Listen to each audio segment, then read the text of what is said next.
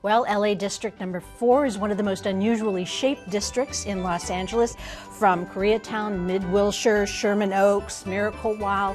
It's a very eclectic council district, and the newest member of the LA Council, as well as the first woman to represent Council District 4, is here with us today. I'm delighted to have with me Nithya Raman. So wonderful to have you here. Thank you so much for having me today. One of the challenges, and it's definitely been top of mind and definitely been something that you are focusing on very sincerely, is homelessness. So where do things stand at this moment in time? When the city has responded to homelessness in the past, what has happened in LA is that there's been 15 different approaches under 15 different council districts. There are no walls between my district and another district, and especially with my district, with how weird and, you know, I border with so many other districts. And I think having that coordinated approach is absolutely essential.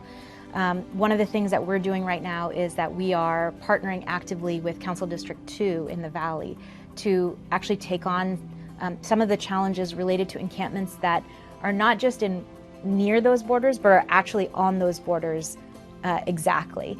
And to say, what can we contribute from District 4, what can we contribute from District 2? And I'm hoping that we can do that not just with Council District 2, but with all of the council districts that we border.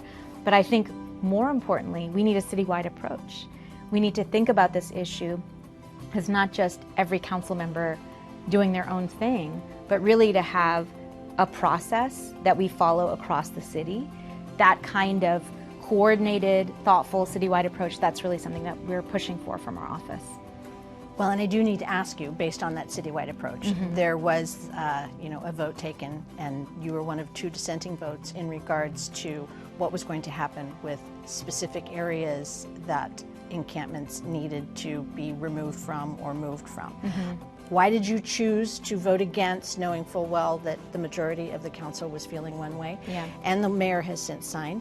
And then how can you work with everybody after? So I think the reason I voted against that particular ordinance, or the version of the ordinance that was being put forward at this moment, was exactly because of this 15 different approaches version. The way the ordinance is structured now, it's based on an action of an individual council member to identify areas or encampments for intervention. And to me, that's exactly the wrong approach. As I said earlier, we need to be thinking about how we prioritize as a city, not every council member for their own. And so for me, that vote was really a vote for I want better policies. I want more thoughtful policies, and I know we can have them here. I know all 15 of us can get together and talk about it and get it right. I did not feel that this version was it. Has anyone actually walked up and done a person-to-person, what is it that you want your life to look like off the streets, and what are you willing to do to make this happen? Instead of the outside coming in telling everyone what to do, you know, how can we help you? What is it that you want? What are we doing that you don't want us to do? What is it that you're willing to do in partnership with us to make this road move towards a better life for you and for the entire city?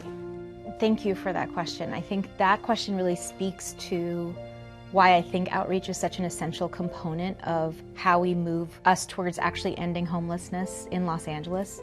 Because I think it is exactly that kind of ability to ask an individual what they need and trying to match them with the resources that they need that will actually help us get out of this crisis. When you have someone who says, I really, really want to go inside, but I have my partner with me, and I've never been offered a facility where I can stay with my partner, that's when you can find them that location that will get them off the street.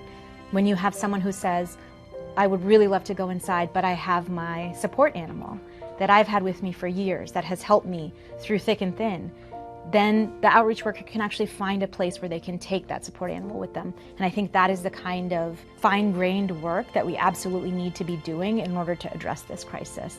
It's not an easy road, but you seem to be very motivated to walk it, so congratulations. Thank you so much, and thank you again for having me. My pleasure. Thanks.